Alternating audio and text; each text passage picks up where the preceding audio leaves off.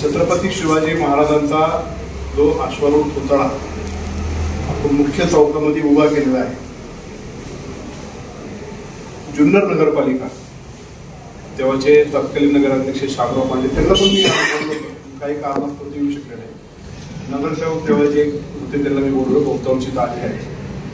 त्यांच्या पुढाकाराने तो पुतळा बसलेला आहे आणि अत्यंत सुंदर देखना महाराष्ट्रातला प्रत्येक शिवभक्त जेव्हा शिवनेरी किल्ल्यावर पाहणं तर नुसतं पाहायला येतो तर अभिमानाने उरून येतो. अशा प्रकारचं तो प्रिमाइसेस आहे ते पुतळ्याचं काम झालं.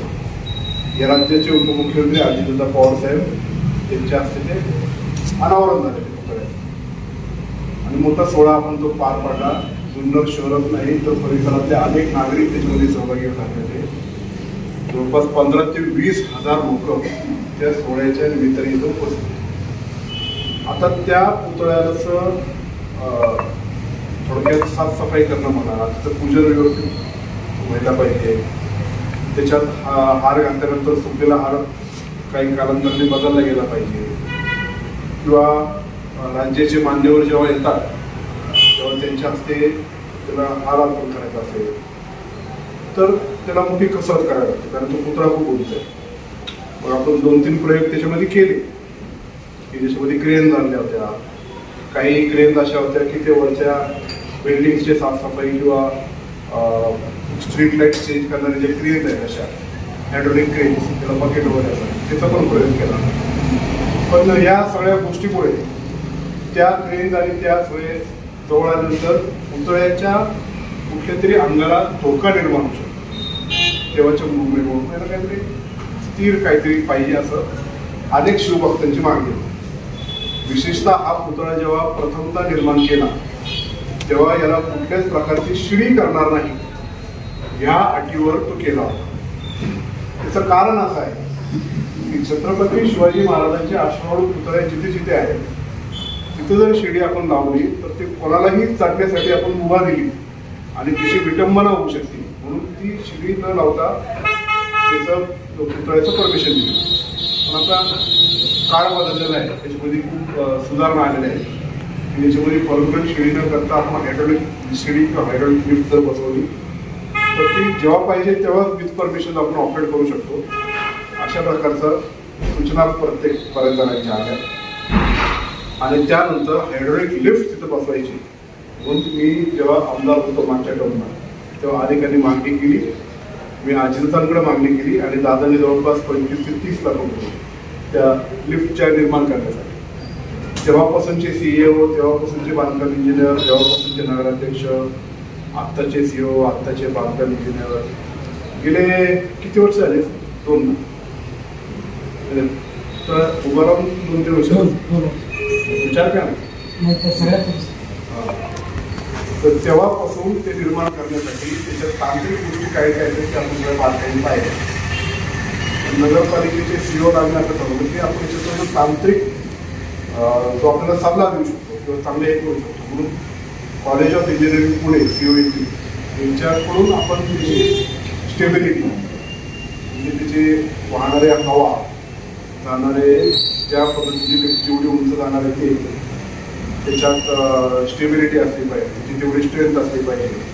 विंड फ्लो, रेन किंवा उन्हाळा पाऊसमध्ये ते राहिले पाहिजे आणि त्याच्यामध्ये किती माणसं कमीत कमी 4 माणसं तरी गेली पाहिजे.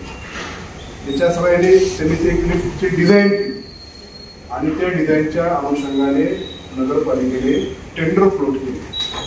आधीच्या एका ठेकेदाराने ते टेंडर घेतलं त्याची सगळी तरी जबाबदारी स्वीकारली. तो चांगल्या प्रकारचं काम करू शकतो असं COPने त्याला प्रमाणपत्र सुद्धा दिलं.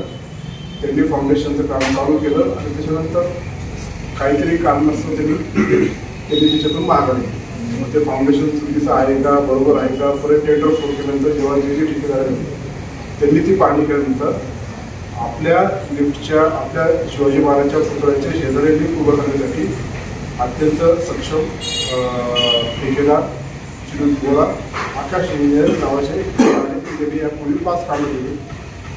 त्यांच्याबरोबर सुद्धा गेले 5-6 महिन्यामध्ये COची चर्चा चालली होती. आता नवीन CO आले त्यांनी पण तांत्रिकदृष्ट्या सगळं पाहिलं बांधकाम इंजिनिअरिंग तांत्रिकदृष्ट्या सगळं बघितलं. जेव्हा त्यांनी पहिले डिझाईन केली होती तेव्हाच्या नंतर आपण त्याच्यामध्ये खूप मोठे बदल केलेले आहेत आणि त्या बदलामध्ये ती जी ग्राउंडेड लिफ्ट आहे ती आधी तर इथपर्यंत होती, म्हणून ती आपण किती खाली घेता येईल त्याला डिझायनिंग त्यांना करायला हवं. कारण लिफ्ट जे आपण बसवतो त्याच्यामध्ये आपण जे स्ट्रेंथ आणि स्टेबिलिटी बघतो, पण ॲस्थेटिक लुक पण खराब नाही झालं पाहिजे, म्हणजे तसं शोभनीय दिसलं पाहिजे.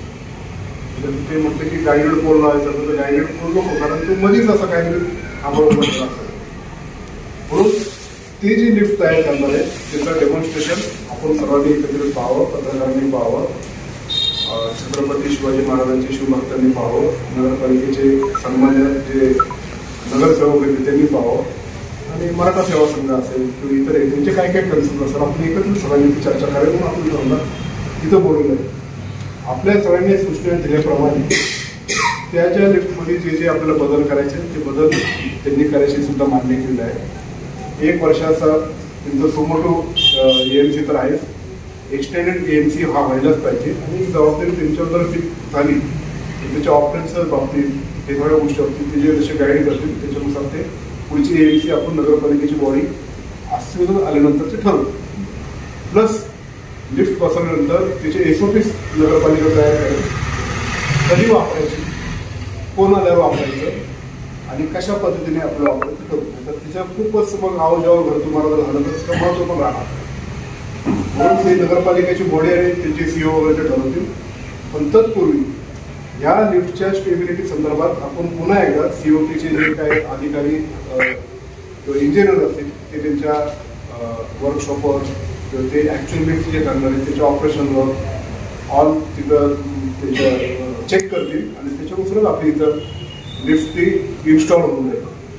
आपण सर्वजण या मीटिंगमध्ये सहभागी झाला. नगरपालिकेचे COनी अत्यंत पुढाकार घेऊन ते आता नुकतेच 1 महिना झालाच नाही नवीन पोस्टिंग आली, पण त्यांनी छत्रपती शिवाजी महाराजांबद्दल प्रेम आणि ते आपल्या जुन्नरचेच भूमिपुत्र असल्यामुळे नगरपालिका कामात पुढाकार घेतला पाहिजे हे त्यांनी अत्यंत मनात घेतलं. आणि त्यांचे पण जे सूचना आहेत त्या कॉन्ट्रॅक्टरने ऐकतात आणि आपल्या सगळ्यांसमोर ते मांडलेले आहेत. भविष्यात ह्या लिफ्टच्या म्हणून आपण अजून आपल्या छत्रपती शिवाजी महाराजांचं जे पावित्र्य आहे ते जपण्याचा आपण थोडेजण प्रयत्न करूया आणि याच्यातून चांगला मार्ग आपण निश्चित प्रकारे काढूया. तुम्ही सर्वांनी इथं सहभाग घेतला त्याच्याबद्दल मी आपल्या सर्वांचा आभार मानतो. COनी आपल्या सर्वांना आमंत्रित केलं, COचं पण आणि बांधकाम इंजिनियरचं मनपूर्वक आभार मानतो. थांबतो. धन्यवाद.